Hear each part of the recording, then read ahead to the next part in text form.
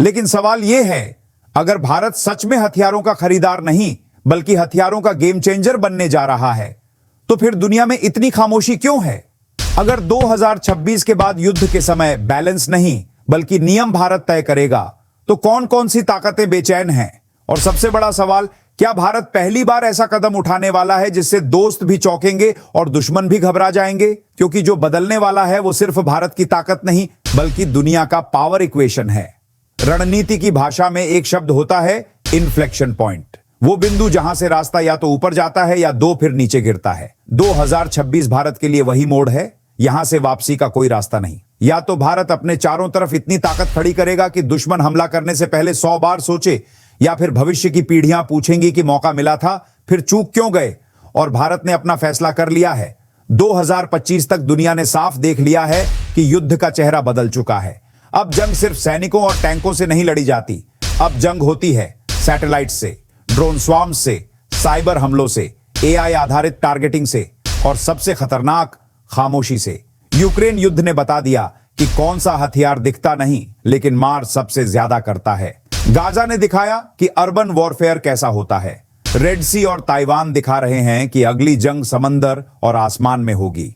चीन पिछले 10 से 12 साल तक सालों में अपनी नेवी को जिस रफ्तार से बढ़ा रहा है उसे एक्सपेंशन कहना कम होगा। यह एक्सपेंशनिस्ट मैडनेस है। हर साल नए युद्धपोत, हर साल नई पनडुब्बियां, हर साल नए naval base, Djibouti, Gwadar, Hambantota. ये सिर्फ व्यापारिक बंदरगाह नहीं है, ये मोतियों की माला नहीं है, ये है। और इसी बीच चीनी पनडुब्बियां बार बार हिंद महासागर में दिखाई देने लगी हैं। पाकिस्तान, छोटा देश, बड़ा खतरा। पाकिस्तान खुद के दम पर कभी भी भारत के सामने खड़ा नहीं हो सकता, लेकिन जब कोई छोटा देश किसी बड़े खिलाड़ी की गोद में बैठ जाए तो वह ज्यादा खतरनाक हो जाता है। चीन की टेक्नोलॉजी, पाकिस्तान की आक्रामक सोच और आतंकवाद की ढाल, यह कॉम्बिनेशन भारत को चुप बैठने की इजाजत नहीं देता।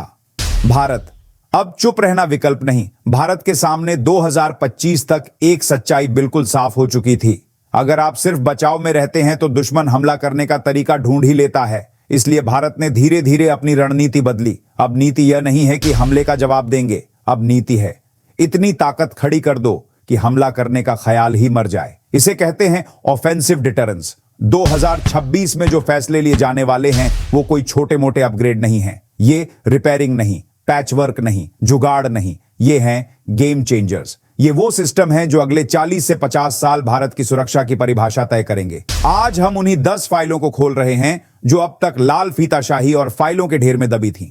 नंबर 10 पर है एमटीए, युद्ध रसद की रफ्तार। युद्ध का सबसे बड़ा भ्रम क्या है? सबसे अच्छा हथियार युद्ध जिताता है। असल सच्चाई, सबसे तेज लॉजिस्टिक्स युद्ध जिताती है। अगर आपके पास दुनिया का सबसे आधुनिक टैंक है लेकिन वह समय पर बॉर्डर पर नहीं पहुंचा तो वह लोहे का ढेर है। भारतीय वायुसेना आज भी AN-33 और IL-76 जैसे पुराने ट्रांसपोर्ट विमानों पर निर्भर है। ये विमान अपनी उम्र पार कर चुके हैं, मेंटेनेंस हैवी हैं, हाई एल्टीट्यूड पर सीमित हैं। लद्दाख जैसे इलाके में जहां हर उड़ान जिंदगी और मौत का फर्क बन जाती है, वहां यह एक गंभीर समस्या है। मीडियम ट्रांसपोर्ट एयरक्राफ्ट MTA इस समस्या का सीधा समाधान है। 18 से 30 टन पेलोड, छोटे रनवे, हाई एल्टीट्यूड और 24 घंटे 7 दिन ऑपरेशन। 2026 में इस प्रोजेक्ट का RFP फाइनल होने जा रहा है। मतलब अब दुनिया की बड़ी कंपनियों को कहा जाएगा, आओ भारत में बनाओ भारत के लिए। चीन बॉर्डर पर तेज मूवमेंट, अंडमान निकोबार में सप्लाई, इमरजेंसी ट्रूप डिप्लॉयमेंट। 2026 में इस पर मुहर लगते ही भारतीय सेना की मूवमेंट स्पीड कई गुना बढ़ जाएगी। नंबर 9 पर है QRSAM, चलते फिरते टैंकों की ढाल। जब युद्ध शुरू होता है तो सबसे पहले कौन निशाने पर आता है? टैंक कॉलम, आर्मर्ड व्हीकल्स और सबसे खतरनाक दुश्मन कौन? Attack helicopter, drone quick reaction, surface to air missile. यह सिस्टम रुकता नहीं, सोचता नहीं, डरता नहीं, चलते चलते टारगेट खोजता है, लॉक करता है और मार गिराता है। 2026 में इसके बड़े प्रोडक्शन कॉन्ट्रैक्ट की उम्मीद है। मतलब स्ट्राइक कॉर्प्स को, एयर कवर टैंकों को, आसमान से सुरक्षा, ड्रोन अटैक्स का अंत। अब भारतीय टैंक बिना ऊपर देखे आगे बढ़ सकेंगे, क्योंकि आधुनिक युद्ध में जो देश आसमान और समंदर दोनों पर नियंत्रण कर ले, वह युद्ध शुरू होने से पहले ही आधा युद्ध जीत चुका होता है। 2026 भारत के लिए यही दो मोर्चों पर निर्णायक साल बनने जा रहा है।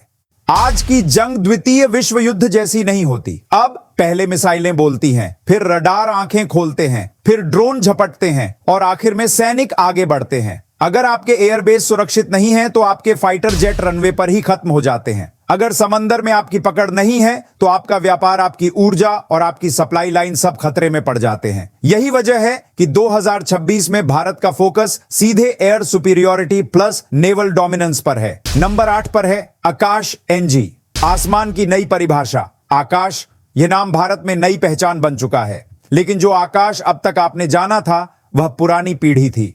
2026 में जो आकाश मैदान में उतरेगा वह होगा आकाश एनजी, नेक्स्ट जनरेशन। और यह सिर्फ अपग्रेड नहीं, पूरा नया जानवर है।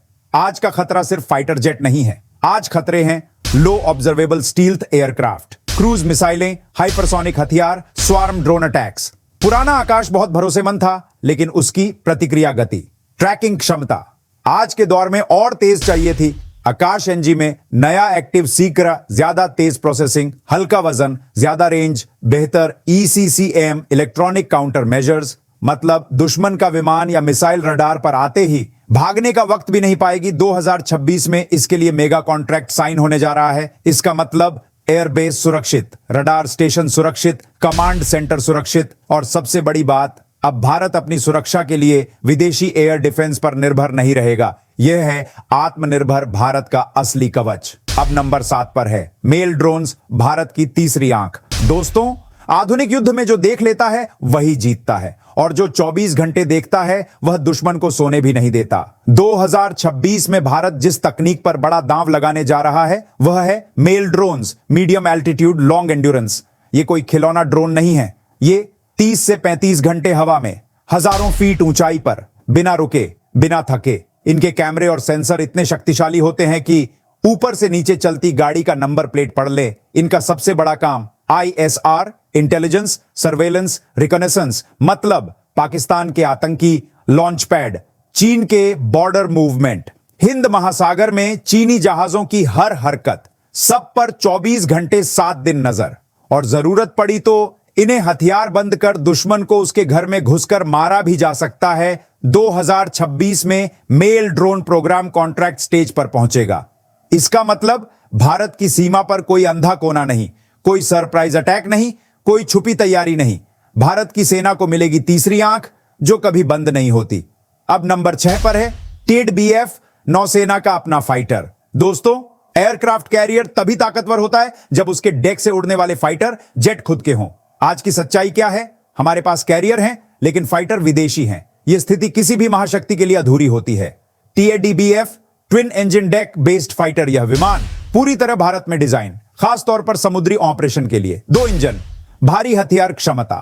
यह कोई साधारण फाइटर नहीं, यह है समंदर का रफाल। इसकी खासियतें, फोल्डिंग विंग्स ताकि कैरियर के हैंगर में फिट हो, मजबूत लैंडिंग गियर, डेक लैंडिंग के झटके झेलने के लिए, लंबी रेंज, समुद्री स्ट्राइक क्षमता। 2026 में TEDBF को CCS, cabinet committee on security से मंजूरी मिलने की पूरी उम्मीद है। मंजूरी मिलते ही प्रोटोटाइप निर्माण, फ्लाइट टेस्ट और फिर नौसेना का अपना फाइटर फ्लीट। 2030 के दशक में जब टेड BF INS विक्रांत के डेक से उड़ान भरेगा, वह सिर्फ टेक ऑफ नहीं होगा, वह भारत की समुद्री आजादी का ऐलान होगा। अब नंबर 5 पर है S-400 का विस्तार, हवा में नो एंट्री। अब बात करते हैं उस सिस्टम की जिसका नाम सुनते ही पाकिस्तान चुप, चीन सतर्क और दुश्मन बेचैन। S-400।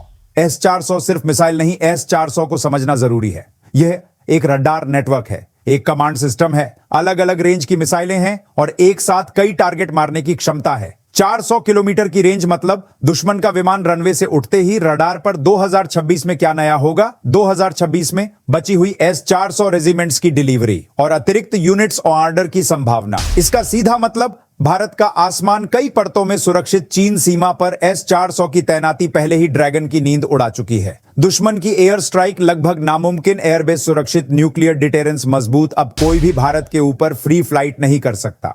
अब समंदर की तरफ बढ़ता भारत, ये वो अध्याय है जहां बात केवल हथियारों की नहीं बल्कि दुनिया की शक्ति संरचना बदलने की है। ये वो फैसले हैं जो 2026 में लिए गए तो उनका असर 2030, 2040, यहां तक कि 2050 तक दिखेगा। और यही वजह है कि इन फैसलों को लेकर वॉशिंगटन सतर्क है, मॉस्को बेचैन है, बीजिंग घबराया हुआ है और इस्लामाबाद बस देख रहा है। 2026 में भारत के सामने दो रास्ते साफ दिखाई दे रहे हैं। रास्ता नंबर 1 है खरीदते रहो, निर्भर रहो, संकट में फोन लगाते रहो। रास्ता नंबर 2 है बनाओ टेक्नोलॉजी, अपने पास रखो और अपनी शर्तों पर खेलो। भारत ने दूसरा रास्ता चुना है और यही रास्ता कभी कभी दुनिया को चुभता है। अब नंबर 4 पर है प्रोजेक्ट 75i, समंदर के नीचे मौत का जाल। दोस्तों, जब भी समुद्री ताकत की बात होती है तो लोग एयरक्राफ्ट कैरियर देखते हैं, डिस्ट्रॉयर देखते हैं, फ्रिगेट देखते हैं, लेकिन असली डर कभी दिखाई नहीं देता। वह डर समंदर के नीचे खामोशी में चलता है। पनडुब्बियां क्यों सबसे खतरनाक हैं? क्योंकि वे दिखती नहीं, वे आवाज नहीं करती और हमला तब करती है जब दुश्मन को एहसास भी नहीं होता। यही वजह है कि हर महाशक्ति अपनी पनडुब्बी ताकत छुपा कर रखती है। प्रोजेक्ट 75i भारत की अगली पीढ़ी की डीजल इलेक्ट्रिक पनडुब्बी योजना है। इसके तहत 6 अत्याधुनिक पनडुब्बियां, AIP air independent propulsion system, लंबे समय तक पानी के नीचे रहने की क्षमता। AIP क्यों गेम चेंजर है? साधारण पनडुब्बी हर 24 से 48 घंटे में सतह पर आती है और वहीं पकड़ी जाती है। AIP पनडुब्बी हफ्तों तक बिना सतह पर आए पानी के नीचे रह सकती है। मतलब दुश्मन को पता ही नहीं कि मौत किस दिशा से आ रही है। 2026 में क्या होगा? 2026 में प्रोजेक्ट 75i को CCS की मंजूरी मिलने की पूरी तैयारी है। जर्मनी, स्पेन और अन्य यूरोपीय देश अपनी तकनीक देने को तैयार हैं, लेकिन शर्त भारत की होगी निर्माण। भारत में टेक्नोलॉजी ट्रांसफर के साथ चीन क्यों डरता है? क्योंकि चीन की पनडुब्बी फ्लीट बड़ी है, लेकिन हिंद महासागर उसका घर नहीं। प्रोजेक्ट 75i भारत को देगा चोक पॉइंट्स पर कंट्रोल, अरब सागर में बढ़त, बंगाल की खाड़ी में पकड़। अब नंबर 3 पर है MRFA 114 fighter jets, mother of all deal. दोस्तों, अब हम पहुंच चुके हैं उस फैसले पर जिसे पूरी दुनिया mother of oil defence deal कहती है। 114 फाइटर जेट्स, ये सिर्फ संख्या नहीं, ये एक रणनीतिक संदेश है। IAF को चाहिए 42 स्क्वाड्रन, हकीकत में है 31 से 32 MiG-21, MiG 27, MiG 23, सब इतिहास बन चुके हैं। और यह खालीपन सिर्फ खतरा नहीं, अस्तित्व का सवाल है। MRFA क्यों जरूरी है? क्योंकि 2 मोर्चों पर युद्ध संभव है। चीन और पाकिस्तान एक साथ दबाव बना सकते हैं और बिना पर्याप्त फाइटर्स कोई भी रणनीति बेकार है। 2026 फैसला होने वाला है। Vendor selection, commercial negotiation, final shortlisting होने की पूरी उम्मीद है। रेस में है राफेल, F-15X, डार्ट F-21, ग्रिपन, यूरोफाइटर, टाइफून। भारत की शर्तें साफ हैं, विमान चाहिए, लेकिन भारत में बने भारतीय कंपनियों के साथ टेक्नोलॉजी ट्रांसफर के साथ। मतलब सिर्फ मछली नहीं, मछली पकड़ना सिखाओ। अब हम देखते हैं रणनीतिक असर। 114 आधुनिक जेट्स का मतलब 2 फ्रंट वॉर रेडीनेस, पाकिस्तान की एयर पावर पर भारी बढ़त, चीन के J-20 के सामने मजबूती। 2026 में इस डील की दिशा तय होते ही एशिया का एयर बैलेंस बदलेगा। अब नंबर 2 पर है AMCA इंजन, आत्मनिर्भरता की आखिरी जंग। दोस्तों, अगर कोई पूछे फाइटर जेट का सबसे कठिन हिस्सा क्या है, जवाब है इंजन। जेट इंजन क्यों नरक है? एक हाई परफॉर्मेंस जेट इंजन 1600 से 2000 डिग्री सेल्सियस तापमान, जबरदस्त प्रेशर, माइक्रो लेवल इंजीनियरिंग, ये रॉकेट साइंस से भी ज्यादा कठिन है। भारत की पुरानी जंग कावेरी, भारत ने कावेरी इंजन पर काम किया, लेकिन अपेक्षित थ्रस्ट नहीं मिला। टेक्नोलॉजी गैप सामने आया, लेकिन इस असफलता ने एक सबक सिखाया। अकेले नहीं, पार्टनरशिप चाहिए। 2026 में AMCA इंजन के लिए ज्वाइंट डेवलपमेंट डील फाइनल होने जा रही है। रेस में Safran France, GE USA, Rolls Royce UK। लक्ष्य 110 से 130 kilo newton thrust, super cruise क्षमता, IPR। भारत के पास चीन से तुलना। चीन आज भी J-20 के लिए भरोसेमंद इंजन से जूझ रहा है, रूसी इंजनों की कॉपी कर रहा है। अगर भारत 2026 में यह इंजन बना लेता है तो भारत उन 4 से 5 देशों की लिस्ट में होगा जो खुद जेट इंजन बना सकते हैं। अब वक्त है उस फैसले का जो सबसे खामोश लेकिन सबसे खतरनाक है। नंबर 1 पर है प्रोजेक्ट 77 SSN, महासागर का असली बाहुबली। SSBN बनाम SSN, SSBN न्यूक्लियर डिटरेंस। छुप कर बैठते हैं। SSN शिकारी, तेज आक्रामक। प्रोजेक्ट 77 SSN है। SSN क्यों गेम चेंजर है? न्यूक्लियर रिएक्टर, 30 से अधिक नॉट स्पीड, महीनों पानी के नीचे, कोई ईंधन सीमा नहीं। यह पनडुब्बी ढूंढती है, पीछा करती है और मारती है चीन का सबसे बड़ा डर की स्ट्रिंग ऑफ पर्ल्स रणनीति। Djibouti, Gwadar, Hambantota. Project 70 SSN Malacca strait पर नजर, हिंद महासागर में शैडोइंग चीनी पनडुब्बियों का पीछा। जब चीनी सबमरीन हिंद महासागर में घुसेगी, भारतीय एसएसएन उसकी परछाई बन जाएगी। 2026 शुरुआत अनिवार्य में सीसीएस की मंजूरी, 6 एसएसएन का प्लान, विशाखापत्तनम में निर्माण। यह फैसला बताता है भारत अब कोस्टल डिफेंस नहीं, ओशन डोमिनेशन चाहता है। 2026 भारत का ट्रांसफॉर्मेशन सिर्फ एक साल नहीं, एक घोषणा है। अब भारत हथियार खरीदार नहीं, टेक्नोलॉजी बिल्डर है। बैलेंसिंग स्टेट नहीं, स्ट्रैटेजिक पावर है। 114 जेट्स, एएमसीए इंजन, एसएसएन पनडुब्बियां, ये सब मिलकर भारत को बना रहे हैं 21वीं सदी की निर्णायक शक्ति। अब सवाल आपसे, इन सभी में कौन सा प्रोजेक्ट सबसे ज्यादा गेम चेंजर है? क्या एमआरएफए या प्रोजेक्ट 77 असली डर पैदा करेगा? कमेंट में जरूर लिखिए। जय हिंद।